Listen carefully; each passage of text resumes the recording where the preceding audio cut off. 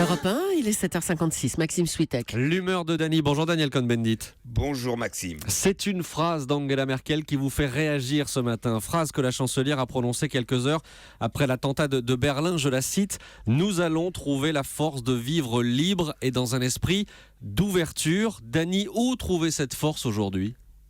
Eh bien écoutez, Angela Merkel joue en fait à une idée. L'idée, c'est démocratie ou liberté, démocratie ou barbarie, pardon.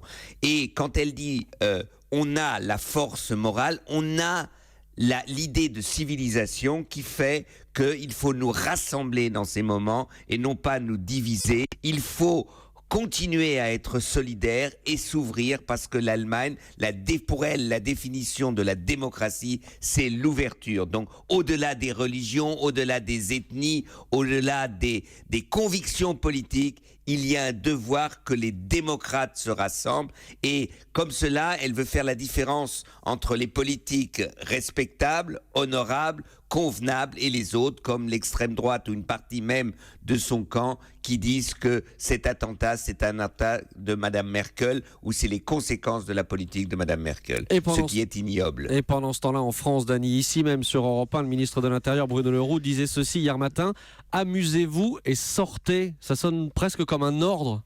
Oui, je crois que le ministre de l'Intérieur enfonce des portes ouvertes. Évidemment que la majorité des citoyens vont réveillonner parce qu'on ne peut pas vivre en permanence dans la déprime. Nous avons besoin de refouler. Refouler fait partie de notre, si vous voulez, du cœur même de notre réalité. Et donc, les réveillons auront lieu. C'est vrai qu'il ne faut pas trop penser aux réfugiés dans les camps de partout dans le monde, aux pauvres, à ceux qui ne peuvent pas, mais la réalité est là.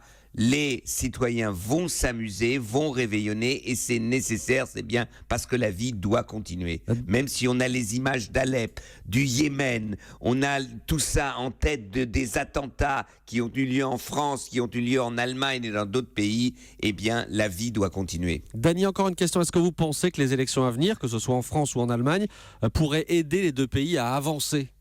C'est mal barré. C'est mal barré parce que quand je vois le niveau de débat politique, c'est le degré zéro de la politique en ce moment. Vraiment, on n'a pas l'impression que c'est un débat démocratique, mais il s'agit de dénigrer l'adversaire politique. Et ça, c'est le cas aussi bien quand je vois certaines prises de position en Allemagne qu'en France que dans d'autres pays. Je crois qu'il ne faut pas trop penser pendant la période de réveillon à la politique et aux élections qui vont venir parce que ça vous met de mauvaise humeur. L'humeur de Daniel Cohn-Bendit, mauvaise humeur ce matin. Merci Dany, à demain. À demain, Maxime. Ciao, ciao.